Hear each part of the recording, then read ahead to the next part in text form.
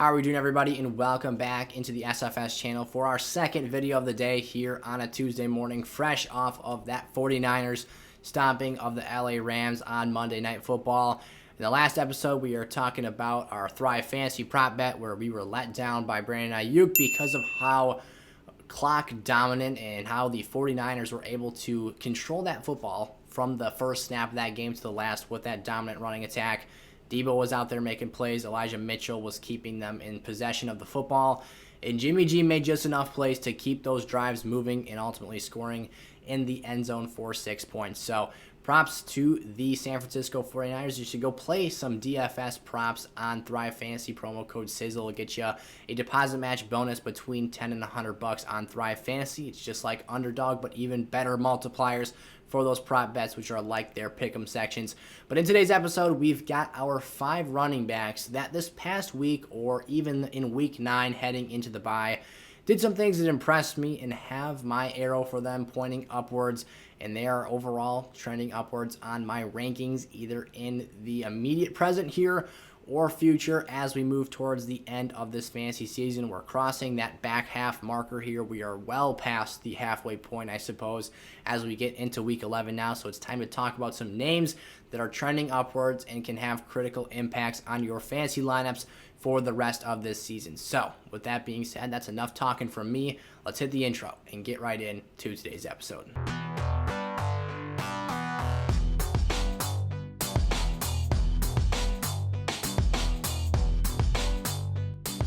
You know, I kind of talked about this in our other episode today, our 5 wide receivers that are trending up my rankings list right now. I kind of like these longer intros, more laid back, casual talk. I said it in that episode, I'll say it again. I just love football. I love fantasy, watching the games, rooting for my team on Sundays. If you guys have got anything for me in the comment section below, put that down there. I'd be happy to get back to you about NFL takes, whatever the case might be. Fantasy questions, all that good stuff. Feel free. I want to be the most interactive fantasy channel on YouTube. So when you guys ask a question of me, I'm doing my best to answer you as many times as possible and get you guys the best advice and content moving forward here so we can wrap this season up with a lot of championships and hopefully have a fun offseason together as well. I'm going to try and put together some entertaining videos, a lot of Dynasty content, all that great stuff. So if you're new around here, all the more reason to click that subscribe button. We're helping out as many of you guys as possible and trying to have a good time while doing it. So Antonio Gibson is getting into business now, my first running back for the rest of this season, or at least in the immediate present here, that is trending up my rankings list. We just put out our rest of season running back rankings back in week 10, so at the very end of the week, that video came out, I want to say Friday morning, and Antonio Gibson was actually my 25th ranked running back because up until this game, Antonio Gibson had not put up a performance over 7 points in half PPR scoring in his last 3 contests. So I was starting to worry. The efficiency was quite poor. He wasn't scoring touchdowns. That shin injury was very, very concerning to me. But now it seems like the grass has gotten a lot greener on the other side of the bye week for Tampa Bay. They came out big W against the Tampa Bay Buccaneers, a big upset in that contest. The big deal here for me is Antonio Gibson's shin. There's 2 big deals, actually. The shin is now off of the injury report, and it has been for a couple weeks now. No longer carrying an injury designation into a contest is something that's crucial for Gibson's status the rest of the season, because to me, that means that this issue is at least in a state where it's not even of importance to mention on your weekly report. Sometimes you'll see guys pop up as questionable week after week after week, and while they might not ever sit out of a contest, that means that that issue is bugging them, affecting their play, and a risk for them not suiting up for a contest. It seems like we're out of the woods here with this shin issue. So unless we see otherwise, the injury reports for Washington pop up, news about that shin, it appears that we're in the clear. The second big thing that I love for Antonio Gibson, and we just talked about this yesterday because we're talking some league-winning running back potential trade targets, or team or players rather, that you want to keep on your rosters if you've got them currently, is that Brandon Schrafe, I can never, it's a very simple name, but it just looks weird on paper. Their star guard is now back on the field. He is a difference maker for this Washington football team offense. There was a stat, I believe it was either Schefter or Rappaport put this out. I talked about this yesterday as well. The Washington football team in games during Schreff's career, I should really get that one right here sooner rather than later, is that the Washington football team was like 0-11 or 0-12 with games during his career where he is not in the lineup. So he's a big difference maker in the run game for Washington. He's opening up creases, moving players out of the way. There's a good chance that Antonio Gibson's efficiency, while it wasn't all that spectacular, and he was relatively touchdown dependent in that game against Tampa Bay this past week, it wasn't all that fantastic to begin with. But if he wasn't out there, that efficiency could have been even lower. 26 total touches, 24 carries came on the ground, 64 yards rushing for Gibson, and the big dinger was 2 touchdowns. That got us 12 freebie points in our fantasy leagues. But hey, Gibson's been scoring touchdowns all throughout his NFL career. Even as a rookie, he was putting up lots of touchdowns in the games he was starting and healthy for. Gibson hasn't quite been the receiving product we expected him to be this year, but with the easy schedule and the lackluster opponents in the run game that he plays the rest of the way, that efficiency should go up. And with having a healthier offensive line, I think this team can start to get rolling on the ground, and potentially Antonio Gibson could reestablish himself as maybe as high as a high upside RB2 or in 12-team leagues. I think it would be a bit pushing it at this point without that spectacular receiving involvement to put him in the fringe RB1 category, especially just after 1 week. So we're not going to get too boisterous with Antonio Gibson here, but this is a player who is definitely trending upwards and on his way up to potential league difference-making categories here the rest of the way this season. So Antonio Gibson, if you can go buy low for him still, if a team is thanking the high heavens for Antonio Gibson putting up one noteworthy performance, and now wants to dump him off for a sack of potatoes, go take advantage of that. Antonio Gibson can certainly give you some return on investment and some quality numbers, especially in those weeks 15 through 17 matchups. A.J. Dillon, this one should be relatively obvious, but in the immediate future, the next 1 to 2 weeks here, A.J. Dillon is going to be a very, very valuable fantasy product for us. Aaron Jones, out of the woods, escaped major injury, but he's still going to be out 1 to 2 weeks. I talked about this yesterday as well before we had gotten additional information, so just doing some, Google doctoring. I'm certainly not the fancy doctors. I am currently going to school to become a physical therapist, but that is besides the point. I am no expert at this point in time regarding NFL injuries or what the injury status carries as it regards to an NFL football game, but doing, again, my computer doctoring, I saw 2 to 4 weeks is the average expected time frame of recovery for a football player dealing with an MCL sprain. That's the injury that Aaron Jones sustained in that Sunday afternoon matchup against the Seahawks. But it sounds like, thankfully, Aaron Jones, according to Adam Schefter, has escaped the worst end of the deal and has gotten out with a 1 to 2 week injury designation. But the one key part of that story that I mentioned was that the Packers have been incredibly conservative with injuries this season. And when players are banged up, they're shutting them down this year. They are making it a point of emphasis to keep players healthy for the postseason. We're losing players like flies left and right for extended periods of time. They're just dropping out there. We lost Whitney Merciless last week. I'm a Green Bay Packer fan, by the way, if you're new around here. And it looked like Rashawn Gary was going to be out for the season as well after he had his arm snapped backwards. But apparently it was just a hyperextended elbow. It was besides the point, nothing to do with fantasy football here. So A.J. Dillon is a 3-down back. This is a player who the Packers already loved prior to this injury. And now that they don't really have anyone else on the active roster that can take touches in the backfield, A.J. Dillon is going to be a massive point of emphasis for this offense the next couple of weeks here. Getting back to what I didn't really finish about that point, though, after we got off on the Packers defense talk, is that the Packers have been conservative with their injuries and the health of their players this year. So I'd expect Aaron Jones to be out the next 2 weeks as opposed to the better case scenario of 1 week.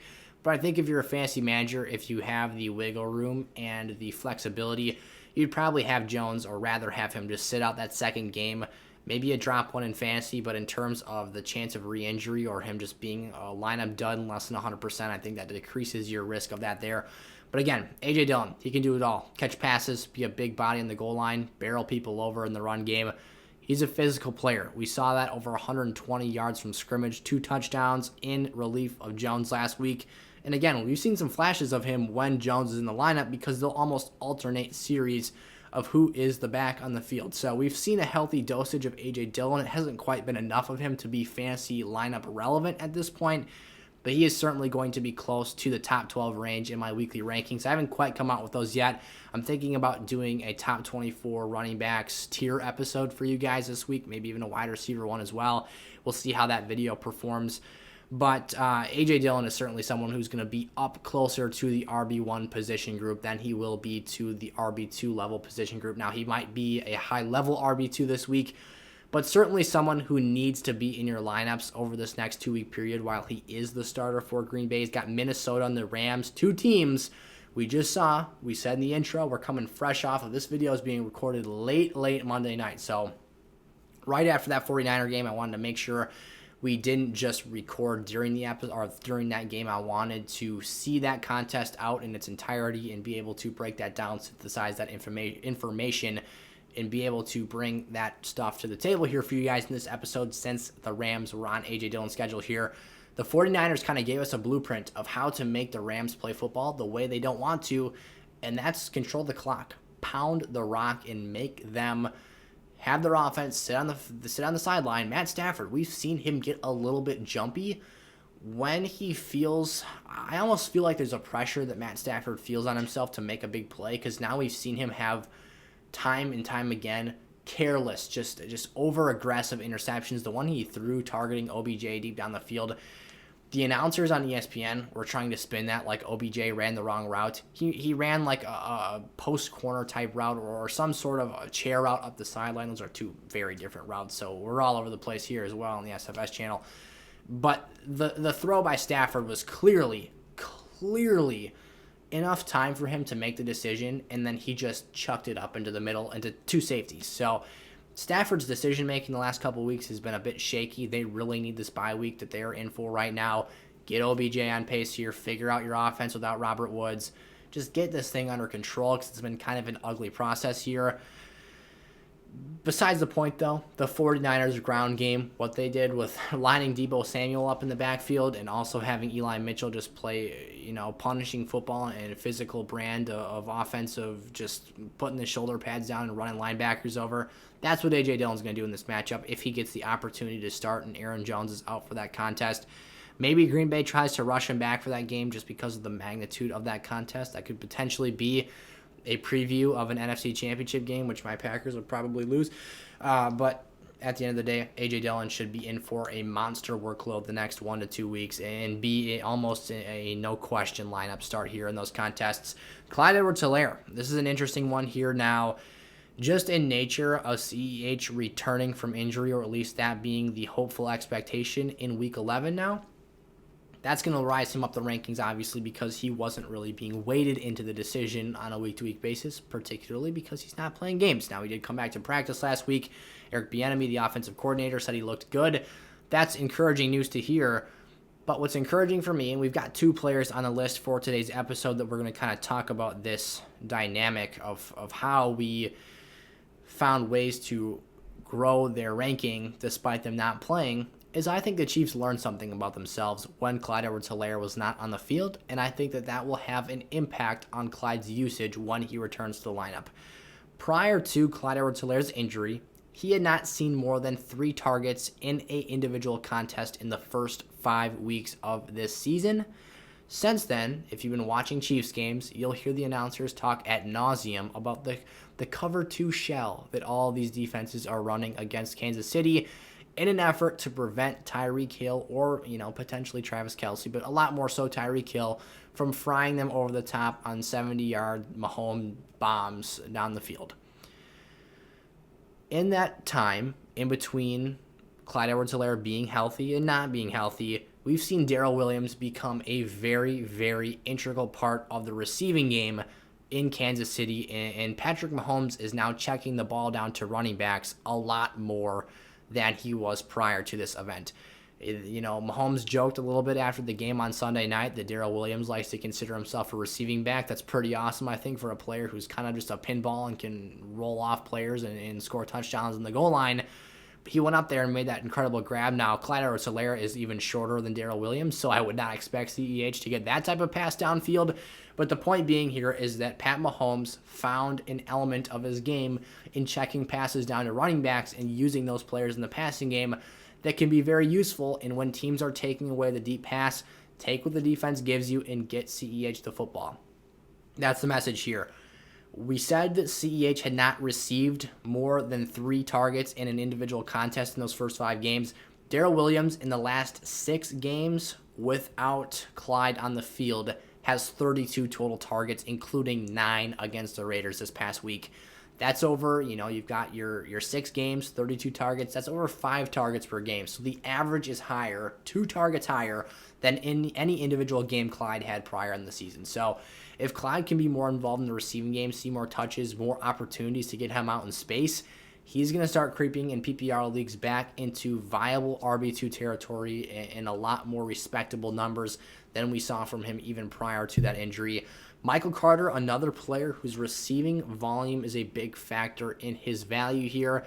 Michael Carter was actually trending down on our rankings list in terms of after we assessed postseason schedule and looked at the playoff matchups. He's got a pretty brutal schedule for the rushing defenses he plays the rest of the way this season, but his level of involvement as a pass catcher is what has him trending up for us. Last week on our rest of season running back rankings episode, obviously that's fluid, it changes every 2 weeks, we make a new episode. This week we'll come out with the wide receivers rendition, again bi-weekly, so you've got the running backs coming out on the even weeks, and then this week, week 11, you'll get the receivers episode on the odd week, that being week 11, the odd number. Michael Carter showed us that the receiving involvement is here to stay, and that's something that's going to be very key for him the rest of the season, and he showed in a tough matchup again against Buffalo, where the Bills are one of the most stout units against the run in the league. He can still put up good numbers because despite his small stature, he's getting goal line carries, and again, in PPR formats, he's giving us volume as a pass catcher. Michael Carter, 16 carries, 39 yards, and a touchdown. That's the key part there. He has been scoring touchdowns in multiple games throughout this season, He's got 4 receptions on 6 targets this past week. So you're seeing a healthy amount of passes thrown his way. We just talked about Clyde Helaire was one of the most prolific receiving backs in college football. He was only getting 3 targets a game when Patrick Mahomes when Pat and him were working together the first 5 weeks of the season. So Michael Carter is still not a weekly must-start player or a player who absolutely needs to be in your lineups every single week. You've probably got some other options, or at least hopefully do. You never know the state of the running back landscape in fantasy these days with how many players are injured and just the disparity we have at the position for requisite talent or requisite numbers, but Michael Carter should be getting the job done. I think he's moving himself higher up the pecking order in the RB2 class for, again, PPR leagues. But in standard, he's shown us he's got some value because of that touchdown production. Michael Carter's someone to keep your eye on here because, again, even though that rushing defensive schedule is very challenging over the fantasy playoff schedule, we saw in a matchup like this against Buffalo, he has other ways to get the job done outside of the pure rushing yardage department. That's a big deal when looking at viable fantasy options for your lineups. And then Miles Sanders, going back to kind of the Clyde Edwards-Helaire, you're not on the field, but I think that there are things being implemented and in play that are actually helping your situation long-term in this offense. Miles Sanders, was one of the most frustrating fantasy situations to start off this year. That literally watching the Eagles game would make me want to bash my head off of the coffee table in front of my TV, where we've got the grand SFS set up, we've got the iPad, the phone, the computer, all running different fantasy leagues and all that great stuff. Miles Sanders, I didn't draft a single share of him this year. The only ownership I have of Miles Sanders is in a dynasty league in which I drafted him 2 seasons ago in the startup and just haven't been able to move off of him since. But the Eagles' lack of rushing attempts prior to Miles Sanders' injury had me just fuming on a week-to-week basis because I've been talking about this for over a year now. We've got the channel going here for, 18 months now or so. Miles Sanders is an incredibly explosive, incredibly talented running back, and if he would just get enough freaking carries and touches, he could be a very prolific fantasy scorer and give a lot of upside that a lot of teams need. He was only averaging 9 rushing attempts per game prior to his injury in weeks 1 through 7.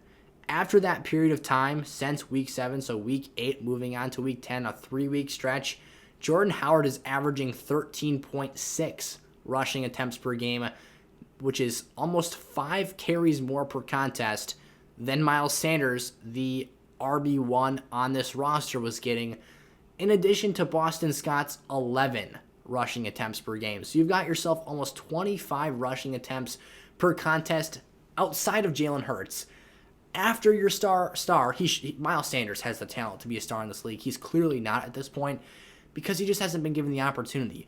But like Clyde Edwards-Helaire, I think a light went off in Nick Sirianni's head, and he figured out, if we run the ball, we can control the clock. And if we control the clock and keep long drives sustained, we can win more football games. It's like magic. It really is. Miles Sanders has come out here. The Eagles have been playing better football the last few weeks. They've won, 2 of their last 3, I believe. And they kept the game close with the Chargers that they ended up dropping. So my hope here is that with Miles Sanders eligible to return off the IR here for week 11 now, we'll see. That's yet to be determined if he's actually coming back here for us. But when his return comes, his return is looming, we'll say. It's in the near foreseeable future. I'm hoping Miles Sanders can even get up to 14, 15, 16 total touches per game because he has enough explosiveness in him to make big plays. He's not a awesome receiving threat. I would say that, he's got some brick hands sometimes. He's also made some nice plays in the receiving game throughout his career. Notably, I can think back to his rookie season. Wentz rolls out to his right in the pocket, dials up Sanders in the back corner of the end zone, and he catches a touchdown pass, like paper-thin margin for error. Should have been picked off. I'm just rambling about random Miles Sanders plays that I've seen that have impressed me. But essentially here, Miles is a super talented back. If he's back healthy in action, I think he can be a very, very effective RB2 with nice upside. Again, maybe he doesn't have the most awesome floor here, but in general, someone that's trending up for me could potentially be a low value buy here. If we were going to make a buy low running back segment for this week, I might just toss Miles Sanders out there and talk about some of these things. So keep an eye out for that. But Miles Sanders here, arrow is pointing upwards for me. I see some things I like in the Eagles offense, and I'm hoping that can translate to him upon his return. Alrighty, those were our running backs that are trending up, 5 of them here in week 11 for the rest of this fantasy season, or in the case of A.J. Dillon, for the next 1 to 2 weeks here, he's going to be a key contributor. So again, if he's out there in your leagues, you need to go put in a waiver claim for him. If you're the Aaron Jones owner, you might get your hand pulled a little bit to give up more than you should. I'd be careful of doing that, but if you can still buy him for an affordable price, that might be something worth doing because his numbers might even be better than Aaron Jones's when Aaron was the starter, because unlike the current situation, now we're getting back into today's episode, I might as well just go back and talk about A.J. Dillon here. A.J. Dillon's getting the workhorse lion's share of the touches now. Aaron Jones was having to split and cough up some of those opportunities to A.J. Dillon in his backfield. So some things to consider, ponder, mull over here this week as you're looking at trade targets, players to keep around on your roster, and just overall fantasy lineup considerations, whatever the case might be. Again, feel free to drop your questions, your comments, anything football related down in the comment section below, and I'll do my best to get back to every single one of you because I want to interact and be the most interactive fantasy channel on YouTube for you guys in this fantasy football space. So thank you guys so much for all your support, for sticking around the channel and watching today's episode. Go check out some of our other episodes. This is the 5th video we've got already for week 11 content. So there's a lot of other stuff for you guys to take advantage of, and I'll see you guys there. Peace out.